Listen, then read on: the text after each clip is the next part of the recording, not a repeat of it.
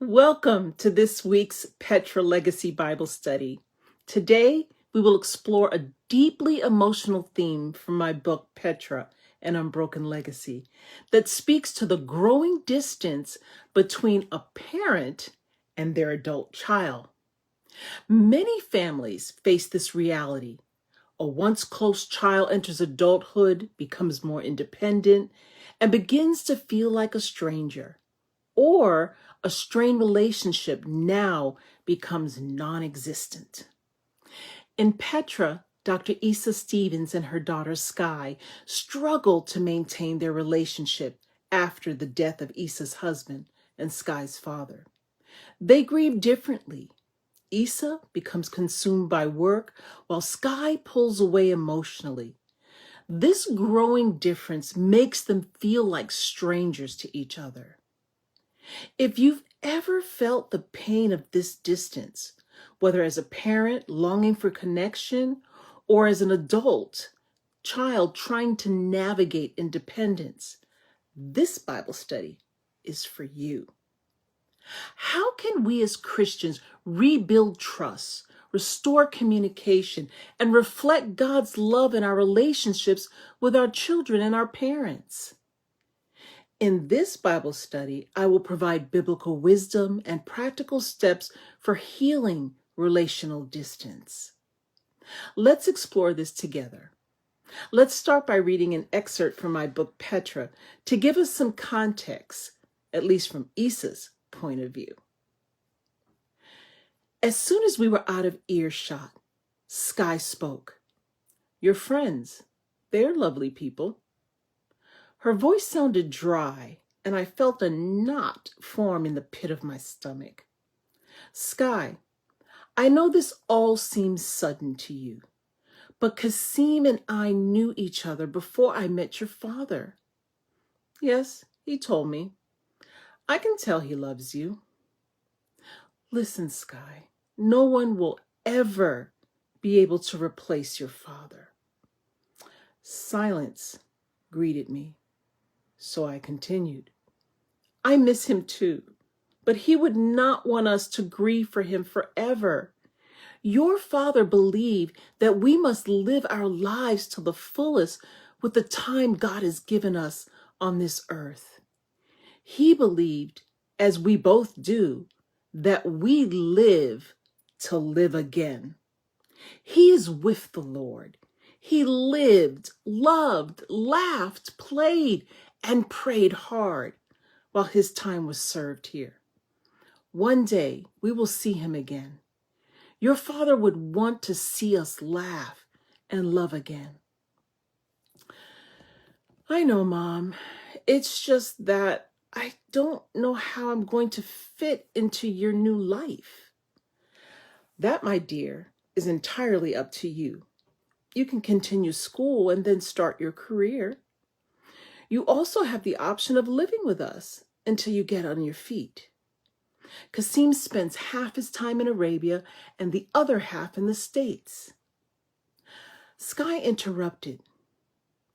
"Miri seems fond of you. She'll make a good daughter." A pool of tears blurred my vision. "What are you saying? You're my daughter, my flesh, my blood." "Mom, don't cry. It's just that I don't know you anymore. Miri seems to know more about you than I do." "Sweetheart, you've been away, and I've changed some as well." "Yes, I see." Sky looked around at the opulence of the room. "Sky, it's not about the money. Kasim and I were best friends before he was taken from the States back to Arabia. His family was in a crisis and we lost contact. When we reacquainted, I found that we had so much in common. It was as if we never separated all those years. We share the same passion for our work, and we both love the Lord." "I don't blame you, Mom. I just have to adjust to the changes." So, what life lessons can we learn here? 1. understanding why distance happens and what causes the gap. Life changes, whether it's grief, independence, or misunderstandings, can cause emotional distance. Parents may feel rejected, while adult children may feel unheard or misunderstood. Here's a biblical example: the lost son's separation from Luke. In the parable of the prodigal son, a father and son become distant due to choices and life circumstances. This parable illustrates how separation between a parent and a child can occur. The younger son demands his inheritance and leaves, desiring independence. He distances himself both physically and emotionally, but deep down, he still longs for home. This story reminds us that separation is often driven by the desire for independence, because young adults want to establish their own identity, unspoken expectations. Parents and children may have different views on faith, career, or life choices. Miscommunication or past hurts, unaddressed wounds create emotional barriers. Distance doesn't mean rejection. Sometimes it's a part of the growth process. Both sides have their struggles. Parents may feel hurt, while children may feel the pressure to establish their identity. Reconnection without bitterness is the key, just like the father in the prodigal son story welcomed his son back home without bitterness. Now let's look at a modern day example. A mother worries as her daughter becomes more distant after college. The daughter, though still loving, struggles to balance her independence with family expectations. Miscommunication deepens the gap until finally one of them takes a step to reach out. Here are a few reflection questions. What life changes have affected your relationships? Are there unmet expectations or unspoken misunderstandings between you and your child or your parent? Have you unintentionally pushed them away by expecting them to remain the same as when they were younger? 2, rebuilding trust and communication. Loving them where they are through grace and communication. Healing a strained relationship requires intentional effort and grace. Often the hurt comes from unspoken expectations and misunderstood emotions. Here's a biblical example of Jesus' approach to the disciple Peter's wandering, found in John. After Peter denied Jesus 3 times, Jesus did not shame him. Instead, he met Peter where he was, hurt and ashamed, and lovingly restored him and asked him, "Do you love me?" Jesus demonstrated the following: gentle restoration, unconditional love without expecting immediate change, and open communication, asking questions that invite conversations rather than cause divisiveness. Here are some key takeaways. Initiate without resentment, like Jesus chose reconciliation over bitterness. Acknowledge past hurts, but focus on moving forward. Peter knew he failed, but Jesus didn't dwell on his mistakes. Ask intentional questions. Jesus asks Peter, "Do you love me?" instead of accusing him. Open-ended, grace-filled questions rebuild trust. Here's a modern-day example. A mother notices her adult daughter avoids deep conversations about faith. Instead of confronting her harshly, she starts talking or taking an interest in her life and asking her about her studies, her hobbies, her passions. And over time, they open up in their conversations naturally, shifting to deeper conversations about faith. A father notices that his son rarely calls, and instead of rejection, he reaches out in curiosity. "I'd like to hear what's been on your heart lately." This shift from guilt to genuine interest helps restart communication. Here are some more practical ways to rebuild connection. Initiate with love, not expectations. A simple thinking of you today can open doors. Instead of asking, why don't you call? Try, I miss hearing about your life. What's been exciting for you lately?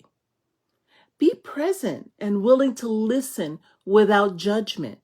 Show up in ways that matter to them. Text them. Meet up for coffee. Attend their events. Pray for them, not just about them. Ask God to soften both hearts and create opportunities for reconnection. Trust God with the relationship and the process of healing. In other words, let go without giving up. At some point, parents must release their children into God's hand, trusting that His love is greater than their control. In Petra, Dr. Issa realizes that her role is to love, guide, and pray, not force. Rebuilding relationships takes time, patience, and faith. Some wounds may take longer to heal, but God is always working behind the scenes. Here's a biblical example. Hannah's surrender, found in 1 Samuel. Hannah longed for a child, and when God blessed her with Samuel, she dedicated him back to God. She understood that Samuel ultimately belonged to the Lord.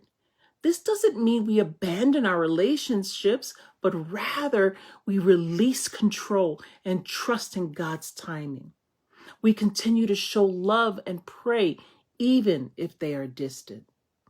We believe that God is working in their heart, even if we don't see immediate change. Here's another biblical example. Joseph and his brothers, found in Genesis chapter 50. After years of separation and hurt, Joseph's brothers fear that their relationship is beyond repair. But Joseph, trusting in God's sovereignty, tells them, "You intended harm to me, but God intended it for my good." Key takeaways. God can restore broken relationships even when years of distance exist. Forgiveness is a choice. Joseph chose reconciliation over resentment.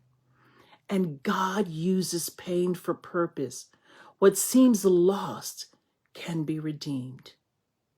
Here's a modern day example. A mother deeply desires for her adult son to return to church, but every time she pushes, he resists. Instead of arguing, she begins to pray daily for God to work in his heart. Over time, through unexpected life events, he rediscovers his faith, not because of force, but because of God's gentle pursuit. Here are some ways to let go while remaining faithful and trusting God with the relationship. Pray without ceasing. Even when the situation looks unchanged, lift them up daily, trusting God's plan. Release anxiety. Instead of worrying, surrender your fears to God. Release control. You cannot force reconnection, but you can keep the door open. Believe in restoration. God's love is greater than any distance. And keep the door open no matter how distant they feel. Let them know they are always welcomed with love. Now let me leave you with some closing encouragement. If you feel distant from someone you love, remember that no relationship is beyond God's reach. Like the father in the Prodigal Son story, like Jesus with Peter, and like Joseph with his brothers, God calls us to love, extend grace, and trust him with the process. Rebuilding a relationship with an adult child or a parent takes patience, love, and trust in God. If you're hurting, God sees your pain and longs to bring healing. Remember, just as the prodigal son returned home, just as Peter was restored, And just as God never stops pursuing us, we are called to love, guide, and trust God's process. If you're a parent struggling with the distance, know that God hears your prayers and trust that He's working in their hearts as well as yours. If you're an adult child feeling misunderstood, know that God desires reconciliation and healing. Here are 2 key scriptures to meditate on. He will turn the hearts of the parents to their children and the hearts of the children to their parents. Malachi 4:6. Cast all your anxiety on Him because He cares for you. 1 Peter 5:7. Let's take a moment now to pray. Lord, you know the struggles in our relationships. I lift our relationships up to you. Heal the distance between us and our loved ones. Give us wisdom to approach with love, grace, and to listen with patience and to trust your timing. Help me to love them the way you love me. Give me patience, wisdom, and peace. Heal our relationships. Draw us closer, both one to another. In Jesus' name, amen. Let's continue the conversation in the comments below so that we can encourage one another. And join me next week for another Petra Legacy Bible study. And if you haven't yet grabbed a copy of Petra and Unbroken Legacy, a novel that dives deep into themes of faith, love, and restoration, you can find Petra on Amazon, Barnes & Noble, and most online book retail stores. Or simply go to my website at www.petraandunbrokenlegacy.com. See you next week. Bye for now.